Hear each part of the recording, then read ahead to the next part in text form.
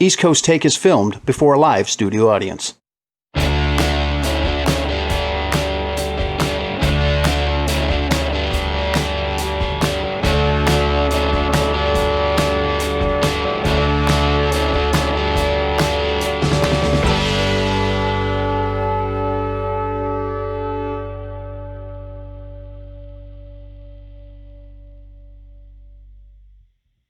Welcome back. I'm Brent. This is Ken, and you're watching East Coast Take. And tonight's episode is called The State of the Sitcom. Now, in order to understand where something is going, you first have to take a look at where it's been. Okay, so before there was AIDS, there was TV.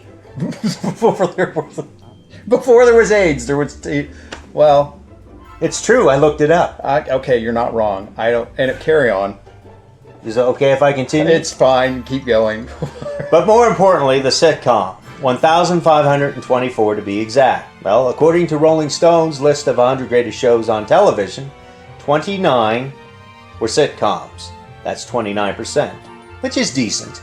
But when you take the TV shows that were in the top 20, 8 of them were comedies, which brings the number up to 40%, which is probably more reflective on the impact they've had on modern culture and society. And if you don't believe me, when was the last time that you heard or said to somebody, Bang, zoom, to the moon, Alice. how you doing? Hello, Newman. Kiss my grits! Dynamite. That's what she said. Marsha, Marsha, Marsha. Hey, sit on it. Lucy, you got a lot of splaining to do. Hey, up your nose with a rubber hose. What you talking about, Willis? And all of them are legend, wait for it, dairy. But just like this show, there are really only 2 types of sitcoms, funny and not so much. So we came up with our own categories to discuss for tonight's topic. We thought it only fair to do our top 3 shows, but we want to do top 3 that have been on TV and are gone, and the top 3 that are currently on TV. So, my top 3 shows that were on TV previous are Seinfeld, Friends, and Episodes. And my top 3 shows that are no longer on the air are Friends, like Brent, WKRP in Cincinnati, and MASH. Why did you pick those 3? So the reason that I picked Seinfeld was I'm a big fan of Jerry Seinfeld, and I liked him in that show. His comedy, when you watch him on stage, he is present in his show. I know that sounds stupid, but it's a thing. Like, his comedy is there, and that's why I watched the show.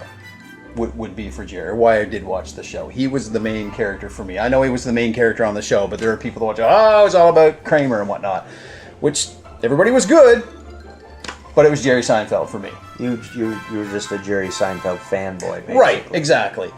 And Friends was just really cool. It was a good show. It was funny. It had good characters. But it was something my wife and I watched together as well. You know, that type of thing. But Episodes, Episodes was such a good show. It was on HBO, so... Was that an HBO show? It was, yeah. I stand to be corrected, and I will be if I'm wrong. I know that. It'll be right. That had a lot of my British face. people in it? I thought it was like a BBC American show. It did. And I don't know, maybe it doesn't even class as a sitcom. I don't care. It's on my list because... Who was in it? Well, the biggest name was Matt LeBlanc. Joey. But he played himself on Episodes. Like a caricature of himself, or did he actually play himself? A little bit, but he was playing himself. There was a little bit of sort of making fun of him there, a little bit. But he knocked it right out of the park with that. Dude was funny. And it was all based on him being in a show. And they're Americanizing it. Okay, so my top 3, in no particular order, are Friends, WKRP in Cincinnati, and MASH. Listen, I'm going to blow your mind for a second. There are people out there that don't know what MASH is. WKRP in Cincinnati, the reason why I think I fell in love with that show so much is because it combined comedy, and who doesn't like to laugh? I know I do. And music. It took place in a radio station. And of course, Friends. I I will say it's probably my favorite sitcom of all time because it's right in the title, Friends. I mean, well, wait. I have more love no. and respect for my friends than. Okay, I was going to say some what's of in my the family. title. It's right in the title. Friends. Do you rearrange the letters to spell something else? I don't know what you're saying. Okay, I see what you're saying. Because you value your friends. I value my friends. You value this show because it was named Friends, and it also happened to be an entertaining show. It was good. Yeah. Not that I'm 100% okay with the show. Well, I digress. We'll talk about that later. Yeah, there you go. But those are my top 3. Cool. So my top 3 shows that are actually still on air today are Big Mouth, Norseman, and I gotta throw in some Canadian content, Letterkenny. And now, if you're intelligent like me, you've probably noticed a trend with Brent's 3 favorite modern shows, and that they're all on streaming platforms. Well, I mean, it is current year, so, you know. Norseman.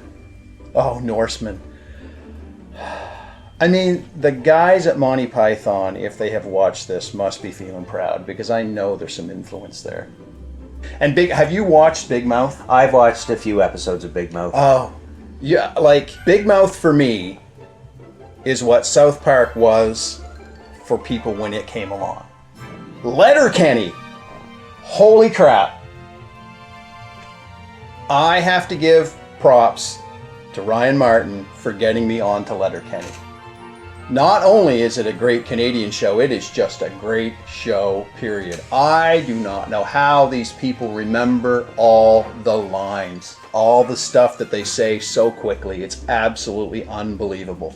Have you not seen the outtakes? I have seen the outtakes, but the fact that they still nail it, even after that, like you can nail something, if it's your 20th time doing a run on it, which I don't fault them for. It is a brilliant show. I mean, we do everything here one take. Oh, absolutely. Yeah. No, I mean, there's never and it shows too. Yeah, absolutely. We do everything first take all the time. On East Coast Take, we only take one take. Here on the show, East Coast, here on East Coast Take, we only take one take. On East Coast Take, we only take one take. First try. Now, my 3 modern comedies, top 3 modern comedies, are Mom, Brooklyn Nine-Nine, and Silicon Valley.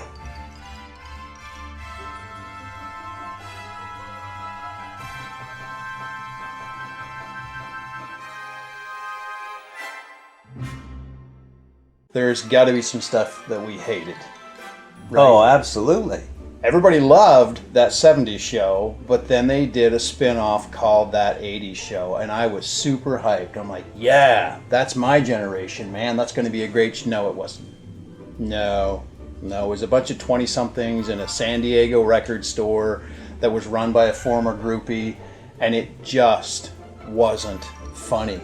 I don't know whether they were trying to get the same type of gang together as they had in that 70s show, but it didn't work. What's your go-to? What's the one on your list? What's the worst?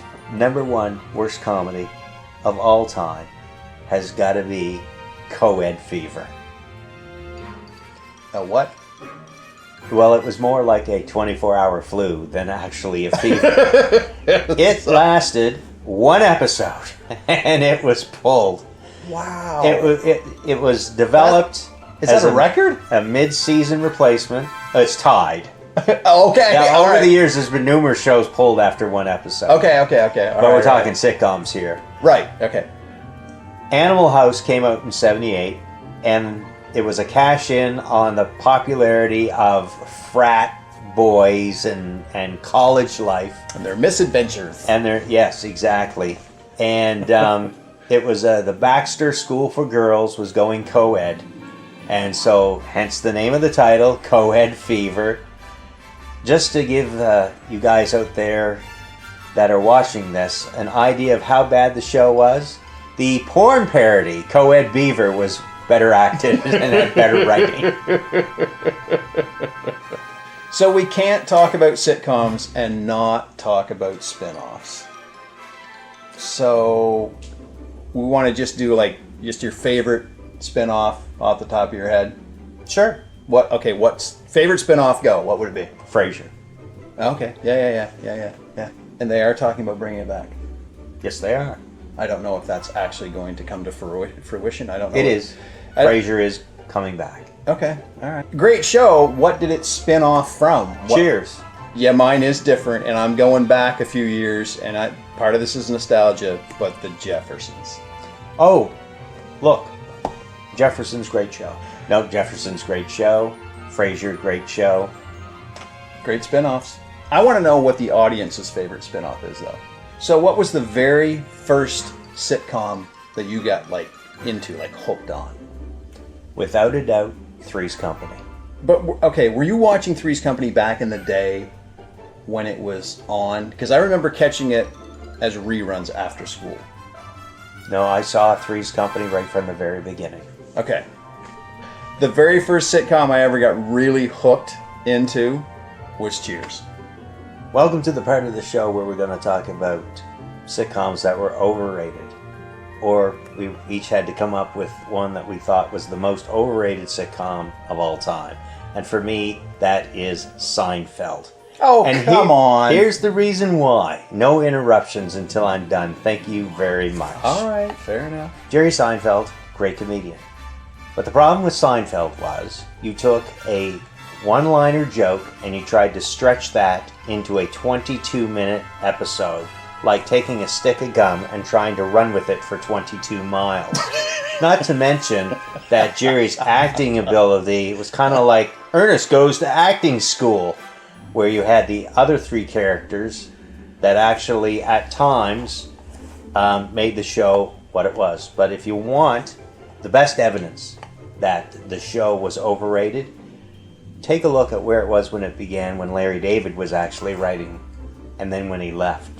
You definitely see a monumental shift in content and humor, and some of the episodes later on were good, and some were actually just not funny. I don't remember seeing any episodes that weren't funny.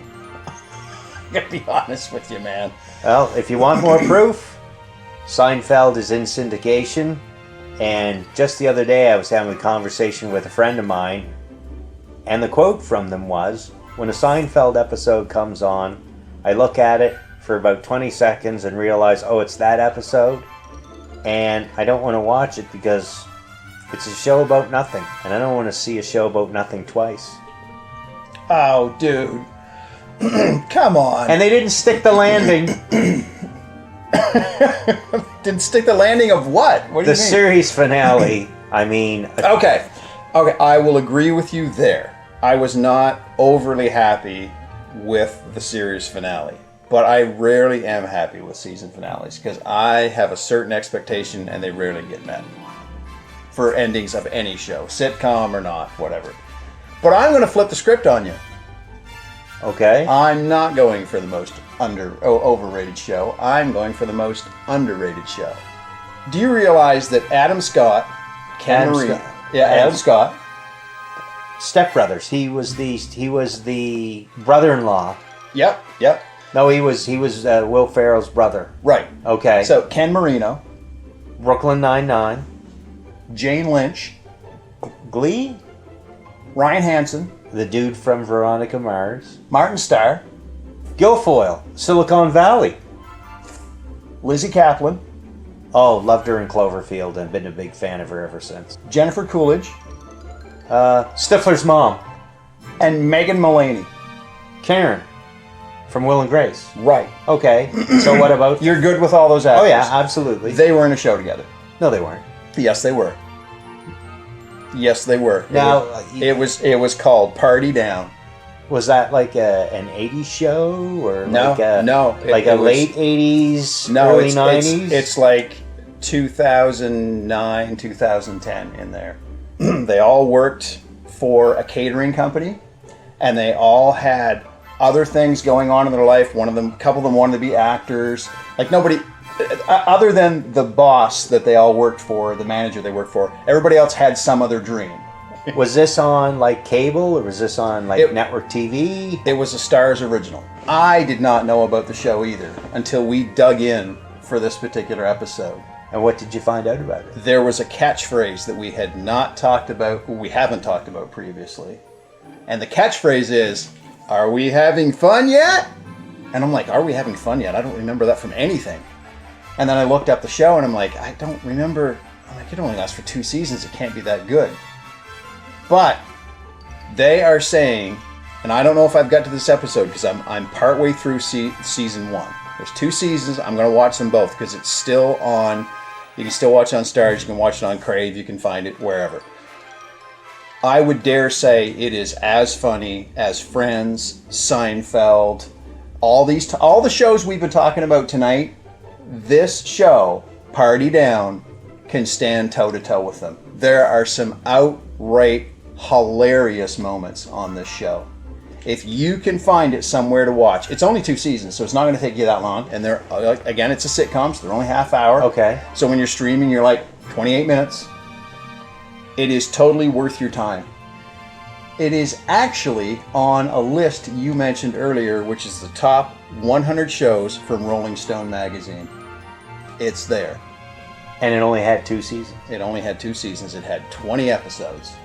But like I said, it is worth every second to watch them. I don't know about you folks out there, but I plan to check it out. So we've talked about everything we like and a few things that we don't like.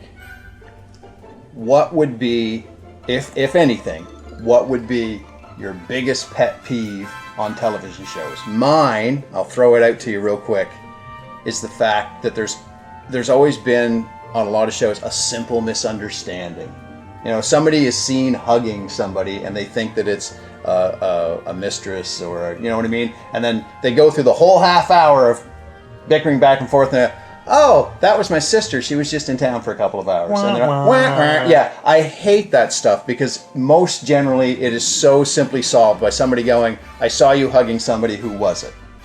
Oh, that was my sister. Oh, okay, well now I'm not mad anymore. Yeah. They do the, well, I could have had a V8. So, what bugs you about about sitcoms specifically? What is it that bugs you? You never leave a hit show. You never ever leave a hit show. Because what happens when you think you're all that in a bag of chips and you leave a hit show? Just ask Morgan Blake.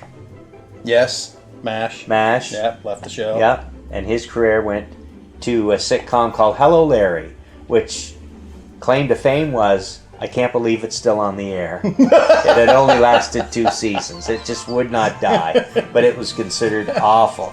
But getting back to the premise of never leaving a hit show, my biggest pet peeve in all of comedies for me is Mr. Kevin S. Bright. Now, for those of you who don't know who Kevin S. Bright is, he is the executive producer of Friends, who ruined Friends, in my opinion, and here's why. Okay. Monica and Chandler got married. Ross and Rachel had a kid and got together. And Phoebe and Joey were supposed to be together. If you look throughout the history of all 10 seasons, there are many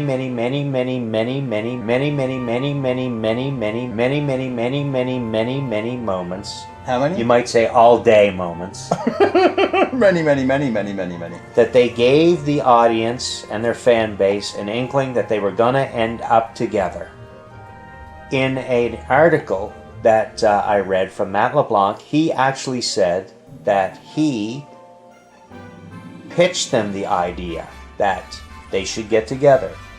And it was met with, no, I don't think that's going to happen. And here's the reason why it didn't happen. Oh, I know. Because Kevin S. Bright, and I won't tell you what the S stands for, probably not what I think it is, had a plan that Joey was going to get his own spinoff. Right. And he couldn't get married to Phoebe. Right. If there was a spinoff in the works. Because and I don't even think that Matt LeBlanc knew that there was a Joey spinoff in the works. Because they couldn't afford 2 of them. Well, it could have come down to dollars and cents. There's a 27 YouTube video of all the little moments that they have. From Friends? From Friends, of Phoebe and Joey, on how they love each other and how they're soulmates, and how they had a pact when they were both 40 years old. If they weren't married, they were going to get married. I do remember and whenever there was a single out of somebody or they were going to go their separate ways, Phoebe would always say, well, I'm in as long as Joey's part of our group. Okay, all right. I had 3 moments that I was going to choose and say to the audience that this is why I know that in the writing they were supposed to get together. And none of those 3 moments were in that 27-minute video. So But Kevin had dollars in his head and said, no, Joey can't, no, I don't think that's going to work out, because he secretly was working on a deal to give him a spinoff. Not leaving the hit show, but kind of not giving the audience of really what they wanted.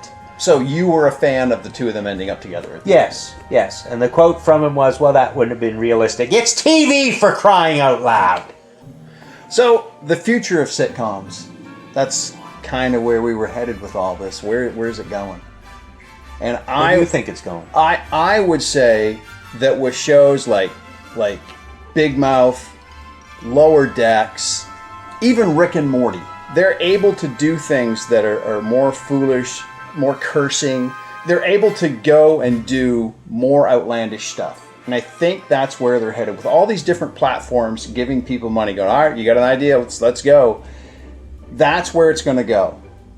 You're going to end up with more filth, more fun, and more foolishness, and I am all in. I think it's great. I love watching shows that catch me off guard, and I laugh because it's outrageous, but because I've never seen it before. That's what I want. I don't want to see the same old tropes. I've seen them. Show me something different. And that's where we're headed. Do you think all that outrageousness and outlandishness has broken the sitcom? Oh, absolutely. I think that we're done. We had a certain type of sitcom. And this isn't the first time this has happened. What we watch nowadays isn't exactly the same as I Love Lucy. It's similar, but they've still gone different directions. They've slowly started to evolve, but I think we've made a big snap when you get into platforms that didn't have to adhere to the rules of TV. They didn't have to worry about censors and that type of thing. Now they can just do what they want to. I mean, within reason. And that, I have no problem with that. I know some people do. Again, tell me how wrong I am in the comments. What do you think of the future of sitcoms? Well, there's always going to be a market for the traditional family-friendly, like Fuller House and The Big Show. The corny as they are, they'll still have their place. There won't be as many of them. Right. But here's where I think the sitcom is going. I believe the sitcoms are headed for YouTube. And they're going to feature shows with 2 to 3 cast members at most, and they're going to be loosely scripted. And if you like what you see, you can ring the bell, like and subscribe. Please!